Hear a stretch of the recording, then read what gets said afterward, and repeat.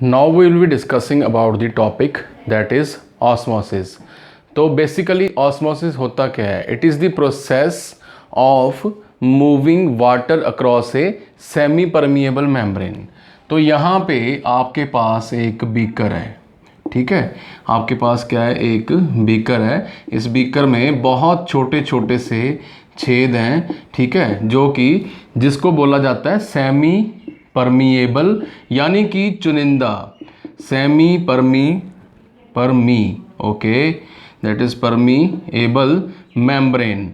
तो बहुत ही चुनिंदा जो हमारे सब्सटेंसेस हैं उनको मूव करने देती है across the, we can say, different concentration gradient. तरह तरह के कंसंट्रेशन ग्रेडियंट के अक्रॉस ये सेमी परमिएबल मेम्ब्रेन सॉल्यूट्स को मूव करने देती है, ठीक है जी। आपके पास इधर और इधर दोनों तरफ जो है वह फ्लूइड प्रेजेंट है। Fluid is present on the both sides, okay. But अब यहाँ पे अभी हमारा जो स्टार है, हमारा जो हीरो है वो है सोडियम, ठीक है। दैट इज सोडियम की एग्जांपल लेते हैं। मान लीजिए इस तरफ on the right side sodium जो है वो ज़्यादा मात्रा में है। सोडियम जो है वो ज़्यादा मात्रा में है, ओके। एंड यहाँ पे भी सोडियम है बट कम मात्रा में है। यहाँ पे भी सोडियम जो है तो है बट कम मात्रा में है, पर यहाँ तो सोडियम ही सोडियम है, ठीक है जी। अब ध्यान से सुनिए। Now listen with your both years. अपने दोनों कानों को खोल के, आँखों को खोल के अच्छी तरह समझिए ऑस्मोसिस का कंसेप्ट। बहुत सारे बच्चे डिफ्यूज़न एंड ऑस्मोसिस में जो है कन्फ्यूज़न उनको रहती है। तो हमने देखा what is osmosis, what is diffusion, हमने ऑलरेडी डिस्कस कर रखा है। अब हम बात करेंगे ऑस्मोसिस के बारे में। तो ऑस्मोसिस का रूल नंबर 1 है कि इसके बीच में क्या आ जाती है? Semi permeable membrane.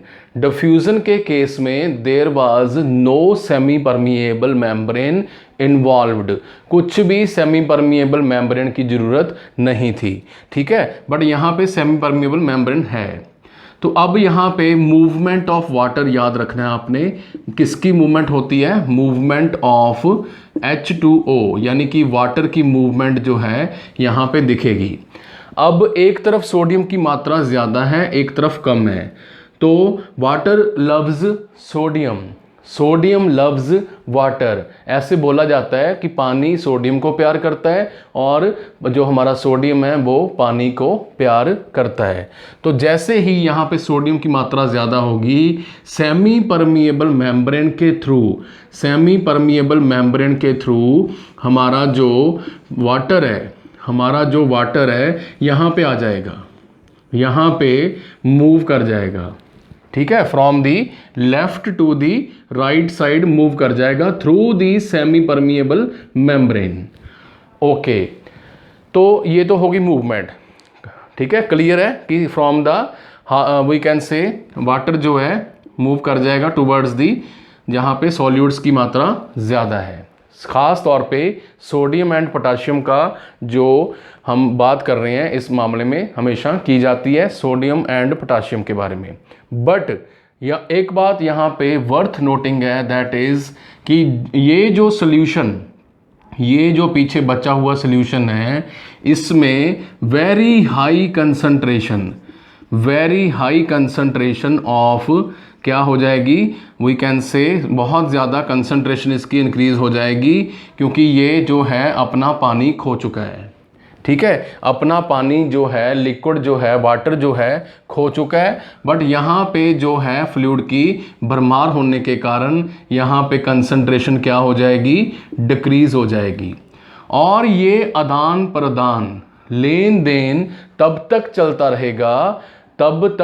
रहेगा जब तक दोनों के बीच में इक्विलिब्रियम ना आ जाए, ठीक है। इक्विलिब्रियम ना आ जाए, ठीक है। इक्विलिब्रियम आता है बट एक बार तो ये हाई कंसंट्रेशन, ठीक है, फ्लूइड बन जाता है और यहाँ पे कंसंट्रेशन क्या हो जाती है? फॉल कर जाती है। यहाँ पे कंसंट्रेशन फॉल कर जाती है। यहाँ पे ठीक है, यहाँ पे सोडियम की मात्रा ज़्यादा थी तो फ्लूइड भी ज़्यादा हो गया। अब ज़्यादा फ्लूइड में सोडियम की मात्रा क्या हो जाएगी, कम हो जाएगी। इसी को बोलते हैं कंसंट्रेशन। जब फ्लूइड में सोडियम की मात्रा कम हो जाए उसको बोलते हैं लो कंसंट्रेशन वाला जो है फ्लूइड, लो कंसंट्रेशन वाला फ्लूइड उसको बोला जाता है। ठीक है, इसमें सोडियम की मात्रा ज़्यादा थी बट उतना ही इसने सेमी परमिएबल मेम्ब्रेन के थ्रू फ्लूइड को अपनी तरफ अट्रैक्ट कर लिया, खींच लिया, और ये वाला जो फ्लूइड है ये हाई कंसंट्रेशन वाला फ्लूइड बन गया। ठीक है, so basically what is osmosis? Osmosis is the process by which the water moves across the semi-permeable membrane towards the we can say solute rich। तो इसको क्या बोला जाता है, इसको बोला जाता है solute rich। solute क्या है, solute है कोई भी ऐसा सब्सटेंस, कोई भी ऐसा सब्सटेंस जो पानी में घुला हुआ है और उसकी पावर को इंक्रीज कर रहा है। यहाँ पे हमने याद रखना है कि सोडियम यहाँ पे ज़्यादा मात्रा में था, इसीलिए उसके पास पावर ज़्यादा थी, पावर ज़्यादा थी और वाटर को अट्रैक्ट कर लिया। ठीक है, सोडियम है सॉल्यूट, पोटाशियम हो सकता है, कैल्शियम हो सकता है, क्लोरीन हो सकती है, मैग्नीशियम हो सकता है, जिंक हो सकता है। तो हमने देखा कि जितने ज़्यादा सॉल्यूट होंगे, जितने ज़्यादा सॉल्यूट होंगे उतनी उसकी फ्लूइड की क्या हो जाएगी, उतनी उस फ्लूइड की क्या होगी, पावर खींचने की ज़्यादा होगी। ठीक है, यहाँ पे क्या ज़्यादा होगी, पावर ज़्यादा होगी। ठीक है, स्टूडेंट्स को, मेरे स्टूडेंट्स को पावर वर्ड समझ आ गया भी भाई, जितना सोडियम होगा, जितना पोटाशियम होगा, जितना क्लोरीन होगा, कैल्शियम होगा, मैग्नीशियम होगा, उतनी सॉल्यूशन की पावर क्या होगी, स्ट्रांग होगी, ज़्यादा होगी। इसी पावर को, listen with your both years, इसी पावर को ऑस्मोटिक प्रेशर बोला जाता है। इसी पावर को ऑस्मोटिक प्रेशर जो है बोला जाता है। ठीक है, इसी पावर को ऑस्मोटिक प्रेशर बोला जाता है। तो basically what is osmotic pressure? Osmotic pressure is the amount of pressure. कौन सा प्रेशर होता है ये? Is the amount of pressure. ठीक है, प्रेशर की वो amount that can prevent movement of water from another region which is partitioned by permeable membrane। Movement of water को जो है प्रिवेंट करता है, अपनी तरफ खींच लेता है, अपनी तरफ खींच लेता है। इसको बोलते हैं कौन सा प्रेशर? Osmotic pressure. जितना किसी फ्लूइड में सॉल्यूट की मात्रा ज़्यादा, उतना उसका ऑस्मोटिक प्रेशर जो है ज़्यादा होगा, that is the osmotic pressure. ठीक है, तो हमने देखा what is osmosis and what is osmotic pressure. Now we will be discussing about the some terms which are very important and related to the we can say osmosis process। तो हमने देखा basic difference diffusion and osmosis के बीच में क्या है। The basic difference is that यहाँ पे water की मूवमेंट बहुत इंपॉर्टेंट है, वहाँ पे high concentration to low concentration का गेम जो है वो चलता रहता है और सेमी परमिएबल मेम्ब्रेन इन्वॉल्व नहीं होती। ठीक है, now we will be discussing about the very important concept regarding the osmosis process, that is tonicity. ठीक है, टोनिसिटी। तो टोनिसिटी है क्या? What is tonicity? टोनिसिटी वो पावर है जो किसी फ्लूइड की, it is the power of the fluid, it is the power of the fluid due to the presence of the solute. आपके पास जो हैं 2 या 3 टम्बलर हैं, ठीक है, इन तीनों में इसमें 1 ग्राम सोडियम है, इसमें 2 ग्राम सोडियम है, इसमें 3 ग्राम सोडियम है। तो लास्ट वाला जो हमारा टम्बलर है, हमारा ग्लास है, बीकर है, इसमें सोडियम की मात्रा 3 है, 2 है एंड 1 है। तो ऑब्वियस है इसके अंदर जो है हमारा सोडियम ज़्यादा है और ये ज़्यादा फ्लूइड अट्रैक्ट करेगा, एज़ कंपेयर टू 1 ग्राम वाले जो हमारा सोडियम बीकर है उसके मुकाबले 3 ग्राम वाला जो बीकर है ज़्यादा फ्लूइड अट्रैक्ट करेगा। ओके, तो इसकी टोनिसिटी क्या हुई, ज़्यादा हुई। इसकी टोनिसिटी क्या हुई, ज़्यादा हुई। उसी तरह इसकी टोनिसिटी क्या हुई, सबसे कम हुई। इसी तरह आपने जो है सेल्स के आसपास, ओके, ये सेल्स हैं, राइट, सेल्स के आसपास ये हमारी बॉडी का एक टिश्यू मान लेते हैं हम, ठीक है, इसको थोड़ा समझने की ज़रूरत है। ये सेल्स हैं, इसके आसपास हमारा एक्स्ट्रा सेलुलर फ्लूइड घूम रहा है। ओके, एक्स्ट्रा सेलुलर फ्लूइड घूम रहा है, ठीक है। सेल्स के अंदर भी फ्लूइड है, सेल्स के बाहर भी है। सेल्स के अंदर ICF, सेल के बाहर ECF, एक्स्ट्रा सेलुलर फ्लूइड। अब ये दोनों फ्लूइड्स हैं, हमें ये भी पढ़ा है हमने कि cell and extra cellular fluid का मेन कंपोनेंट, जो मेन बेस है, मेन कंपोनेंट है बॉडी का 70% पार्ट क्या है, वाटर, ठीक है, वाटर है। ओके, तो इसी वाटर में जो सॉल्यूट्स हैं, जो सॉल्यूट्स हैं वो घुले हुए हैं, सोडियम पोटाशियम, ठीक है, सोडियम पोटाशियम क्लोरीन कैल्शियम जितने भी हैं वो सारे इसके अंदर घुले हुए हैं, डिज़ोल्व हुए हुए हैं। ये जो प्लाज्मा मेम्ब्रेन है, ये जो ब्लू कलर की सेल की प्लाज्मा मेम्ब्रेन है, अब ये सॉल्यूट्स को कितनी मात्रा में अंदर आएंगे, कितनी मात्रा में बाहर जाएंगे, इसका बैलेंस बनाने का काम करती है। यही हमने पढ़ा था होम्योस्टेसिस, होम्योस्टेसिस। ओके, तो हमने देखा अगर किसी फ्लूइड के अंदर सॉल्यूट्स की मात्रा ज़्यादा है, अगर किसी फ्लूइड के अंदर सॉल्यूट्स की मात्रा ज़्यादा है, उसको क्या बोला जाता है, उसकी टोनिसिटी ज़्यादा है। ओके, तो मान लीजिए एक पर्सन है, देयर इज़ ए पेशेंट जो कि ज़्यादा सोडियम इनटेक कर रहा है, ज़्यादा मात्रा में नमकीन चीज़ें खाने का शौकीन है, उसको जो है क्रेज़ है कि वो हमेशा साल्टी फूड आइटम्स को ही प्रेफरेंस देता है, ठीक है। अब ये जो सोडियम खा रहा है हमारा पर्सन, हमारा पेशेंट, ओके, इसके ब्लड में सोडियम की मात्रा क्या हो जाएगी, इसके ब्लड में सोडियम की मात्रा ऑब्वियस है ज़्यादा हो जाएगी, ठीक है जी, ऑब्वियस है ज़्यादा हो जाएगी। ओके, तो इसके ब्लड में एक्स्ट्रा सेलुलर फ्लूइड में सोडियम की मात्रा ज़्यादा हो चुकी है, वेरी राइट। तो इसका जो वो है एक्स्ट्रा सेलुलर फ्लूइड है, ये क्या हो गया, ज़्यादा टोनिक हो गया, ज़्यादा टोनिक हो गया। टोनिक का मतलब ज़्यादा पावरफुल हो गया, ठीक है, ज़्यादा पावरफुल हो गया क्योंकि ये खाने का शौकीन है। और अगर इसकी किडनीज खराब हैं, अक्यूट रीनल फेलियर है, क्रोनिक रीनल फेलियर है, तो ऑब्वियस है डायलिसिस ये करवा नहीं पा रहा। मान लो ये हमारा पेशेंट जो है he belongs to poor family, not everyone is fortunate to have dialysis on daily basis, on weekly basis, हर एक पेशेंट ये करवा नहीं पाएगा।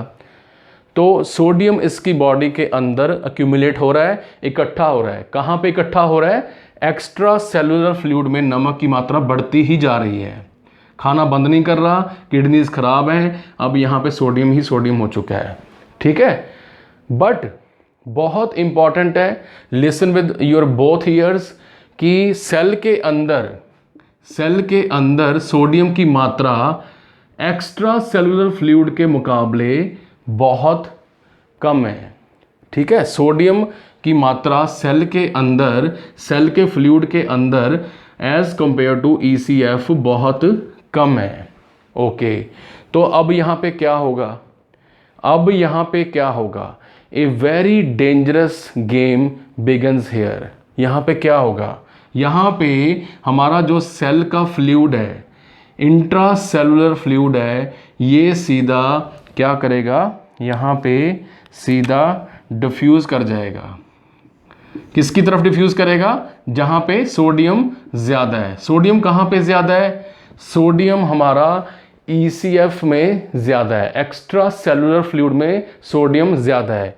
तो यहाँ पे जैसे ही सेल का वाटर लेवल, सेल के अंदर फ्लूइड कम हुआ, तो ये सेल जो है हमारा श्रिंक कर जाएगा, पिचक जाएगा, छोटू हो जाएगा, क्योंकि सारा फ्लूइड तो इसका बाहर चला गया। अब यहाँ पे सेलुलर डेथ होना स्टार्ट हो जाएगा। क्यों स्टार्ट हो जाएगा? क्योंकि सेल का सबसे इंपॉर्टेंट साइटोसोलिक कंपोनेंट है वाटर। एक सेल को पानी चाहिए, वाटर चाहिए, बिलियंस ऑफ सेल्स को पानी चाहिए, तभी तो हमारी बॉडी का 70% पार्ट क्या है? वाटर। और हमें अपने बॉडी के अंदर फ्लूइड को हर टाइम बना के रखना पड़ता ही पड़ता है। ठीक है, ओके। तो अब यहाँ पे सेल की डेथ हो चुकी है। ठीक है जी, यहाँ पे फ्लूइड ज़्यादा इकट्ठा होना शुरू हो गया। अब मान लीजिए ये जो प्रोसेस है, ये जो प्रोसेस मैंने अभी बताया, ये जो प्रोसेस है पेशेंट की पाँव में हो रहा है। ठीक है, पेशेंट के पाँव में हो रहा है। ठीक है, क्योंकि ग्रेविटी के कारण वेन्स में ब्लड धीरे धीरे ऊपर की तरफ आ रहा है due to the valve. Veins के अंदर क्या प्रेजेंट है? वाल्व प्रेजेंट है। तो वाल्व की एक्टिविटी के कारण ब्लड धीरे धीरे मूव करता है ऊपर की तरफ। और यहाँ पे सोडियम की मात्रा ज़्यादा हो चुकी है पैरों में। ठीक है, इन द वी कैन से पैरों में जो है हमारे एट द फुट जॉइंट्स में सोडियम की मात्रा ज़्यादा हो गई, ऊपर से ब्लड धीरे धीरे ऊपर जा रहा है। तो यहाँ पे सेल की डेथ तो होगी ही होगी, फ्लूइड बाहर मूव करेगा ही करेगा। देखते ही देखते यहाँ पे फ्लूइड एक्यूमुलेट होना शुरू हो जाएगा और पेशेंट का पैर जो है, फीट जो है, दैट विल बिकम एडिमेटस। ठीक है, थोड़ा सा पफी हो जाएगा, थोड़ा सा फूल जाएगा। क्यों पैरों के ऊपर ज़्यादा फोकस मैं क्यों कर रहा हूँ? बिकॉज एंटी ग्रेविटी के कारण जो है पैरों में फ्लूइड जल्दी इकट्ठा होना स्टार्ट हो जाता है। फीट बिकम्स एडिमेटस, यहाँ पे सूजन आ जाती है क्योंकि एक्स्ट्रा सेलुलर फ्लूइड में जो है पानी की मात्रा ज़्यादा हो गई। सेल तो बस्ट हो रहे हैं, फट रहे हैं। ठीक है, सेल श्रिंक कर रहे हैं, अपना फ्लूइड जो है खोकर और छोटे हो रहे हैं। ठीक है, तो इसी कंडीशन को बोला जाता है एडीमा। इसी कंडीशन को बोला जाता है oedema, increase in the extra cellular fluid. ये जो हमारे पेशेंट ने सोडियम की मात्रा को इंक्रीज किया, ये ऐसे जो है अल्टीमेटली इवेंचुअली एडीमा की तरफ लीड करेगा ही करेगा। ठीक है, तो हमने देखा टोनिसिटी क्या है? Tonicity is the power of the solution. ये जो एक्स्ट्रा सेलुलर फ्लूइड में सोडियम की मात्रा ज़्यादा थी, इस सॉल्यूशन को बोला जाता है हाइपरटोनिक। टॉनिक मैंने क्या बताया? पावर। हाइपर का मतलब ज़्यादा पावर, हाइपरटोनिक सॉल्यूशन। ठीक है, अब सेल्स के अंदर सोडियम की मात्रा कम होने के कारण ठीक है, सेल्स का जो फ्लूइड था वो बाहर मूव कर गया। तो सेल्स का जो फ्लूइड लेवल था that is called hypotonic. Cells क्या थे भाई यहाँ पे? हाइपोटोनिक। क्यों? क्योंकि कम पावरफुल थे, सोडियम कम था, बाहर सोडियम ज़्यादा था, तो सारा फ्लूइड बाहर आ गया, सारा फ्लूइड बाहर की तरफ मूव कर गया। ठीक है, और जो बाहर वाला फ्लूइड था वो कौन सा फ्लूइड था? Hypertonic, powerful solution. ठीक है, but in the normal life, हमारी जो नॉर्मल लाइफ है, इसमें हमारी बॉडी जो है it tries to maintain the और स्ट्राइक ए बैलेंस, एक बैलेंस स्ट्राइक करने की कोशिश करती है, सो दैट सेल्स के अंदर एंड सेल्स के बाहर, that is intracellular fluid and extra cellular fluid. ठीक है, intracellular fluid and extra cellular fluid के बीच में क्या बना रहे, बैलेंस बना रहे। आप जितना नमक खा रहे हो उतना ब्लड में घूम रहा है, ठीक है। अगर दोनों का लेन देन, फ्लूइड का एक्सचेंज जो है सही हो रहा है, ना तो सेल्स के अंदर सोडियम ज़्यादा है ना एक्स्ट्रा फ्लूइड में सोडियम ज़्यादा है, इसको बोलते हैं आइसोटोनिक सॉल्यूशन। आइसो का मतलब ही होता है सेम, आइसोटोनिक। यानी कि हेल्दी कंडीशन कौन सी हुई, हेल्दी कंडीशन वो हुई जिसमें हमारे सेल्स के अंदर और सेल्स के बाहर सोडियम की मात्रा सेम हुई, या फिर सॉल्यूट्स की मात्रा सेम हुई। अगर हम बात यहाँ पे सोडियम की जगह पोटाशियम की करें, पोटाशियम, कैल्शियम, मैग्नीशियम, ठीक है, इनकी भी करें तो भी यही बात वहाँ पे जो है इम्प्लीमेंट होती है, लागू होती है, ठीक है। हाइपरटोनिक क्लियर है, जितना सॉल्यूट ज़्यादा उतना सॉल्यूशन हाइपरटोनिक, और जितना सॉल्यूट कम उतना हाइपोटोनिक। अगर सेल्स और एक्स्ट्रा फ्लूइड में, सेल्स और एक्स्ट्रा फ्लूइड में सेम है, दैट इज आइसोटोनिक सॉल्यूशन। ये कौन सा सॉल्यूशन है, आइसोटोनिक सॉल्यूशन, ठीक है जी। यहाँ पे बात क्लियर है, hypertonic, isotonic and we can say hypotonic. तो हमने देखा कौन तीन तरह के सॉल्यूशन है, हाइपरटोनिक, आइसोटोनिक एंड हाइपोटोनिक। जो हमारी नॉर्मल सलाइन होती है 0.9%, 0.9% डेक्सट्रोस सॉल्यूशन होता है, जिसको हम नॉर्मल सलाइन भी बोलते हैं, ग्लूकोज की बॉटल भी बोलते हैं, ठीक है। हॉस्पिटल में ग्लूकोज की बॉटल भी बोलते हैं 0.9%। वो कौन सा सॉल्यूशन होता है, उसको जो ड्रिप में लगाते हैं ना, हम वेन में लगाते हैं थ्रू द आईवी रूट, वो कौन सा सॉल्यूशन होता है, दैट इज आइसोटोनिक सॉल्यूशन। क्योंकि जैसे ही वो ड्रिप बॉडी में जाएगी, ह्यूमन बॉडी में जाएगी, यहाँ से आर्म से होती हुई, ठीक है, हमने इंजेक्ट कर दी यहाँ पे नॉर्मल सलाइन, तो वो जो है cells and extra cellular fluid, cells का और एक्स्ट्रा सेलुलर फ्लूइड का बैलेंस बना के रखने की कोशिश करेगी। अगर हम उसको ज़्यादा नमक दे देंगे पेशेंट को ड्रिप के अंदर, नॉर्मल सलाइन के अंदर, तो ऑब्वियस है क्या होगा, सेल्स रप्चर हो जाएंगे। अगर हम उसको कम नमक दे देंगे, ठीक है, अगर हम बाहर कम नमक दे देंगे और अंदर जो है सोडियम की मात्रा ज़्यादा है, अगर सेल्स के अंदर सोडियम की मात्रा ज़्यादा है। अब हम इस गेम को रिवर्स करते हैं, ठीक है। Now let's reverse this game. अगर हम बात करें कि हमारे सेल्स के अंदर सोडियम की मात्रा ज़्यादा है, ये सेल्स पड़े हैं, इसमें सोडियम की मात्रा क्या है, ज़्यादा हो चुकी है, okay. Sodium is the main component जो कि फ्लूइड बैलेंस डिसाइड करता है। अब इन सेल्स में सोडियम की मात्रा ज़्यादा हो चुकी है, ओके। बट फ्लूइड में जो आसपास फ्लूइड घूम रहा है, इसमें सेल्स के मुकाबले, as compare to the intracellular fluid के मुकाबले, ठीक है, जो है अपना एक्स्ट्रा सेलुलर फ्लूइड के मुकाबले सोडियम की मात्रा सेल्स के अंदर ज़्यादा है। अब यहाँ पे क्या होगा, अब हम पूरी बात को रिवर्स कर रहे हैं, घुमा के देख रहे हैं, ठीक है, from the another perspective and another angle. तो फ्लूइड हमारा सेल्स के अंदर मूव कर जाएगा। बड़ा सिंपल सा लॉजिक है, जहाँ पे सोडियम वहाँ पे वाटर, ठीक है, जहाँ पे सोडियम वहाँ पे वाटर, ओके।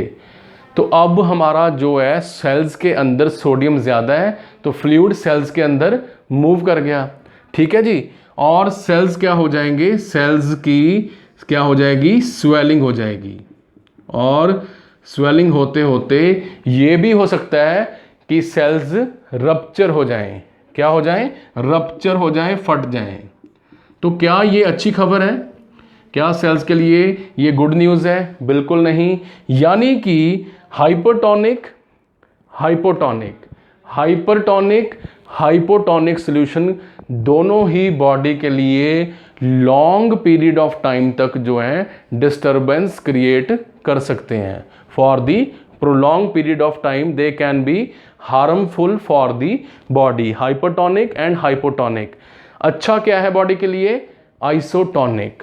इसीलिए हमारा ब्रेन हमें थ्रस्ट मैकेनिज्म, प्यास के अंडर उतना ही पानी पीने के लिए परमिशन देता है जितना हमारी बॉडी को फ्लूइड चाहिए होता है. ठीक है. Isotonic, hypotonic and we can say hypotonic. तो हमने देखा ऑस्मोसिस जो कि डिफ्यूजन से काफ़ी अलग है.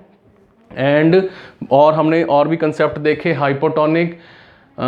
hypotonic and isotonic. So this was all about the osmosis process.